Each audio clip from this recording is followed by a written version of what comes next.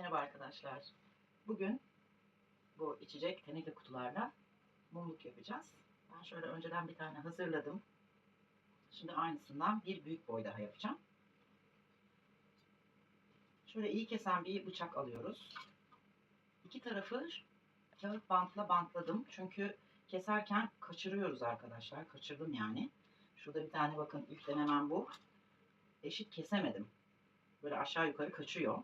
O yüzden bantladım ki nerede bitireceğim, keseceğim noktayı onu anlayayım diye.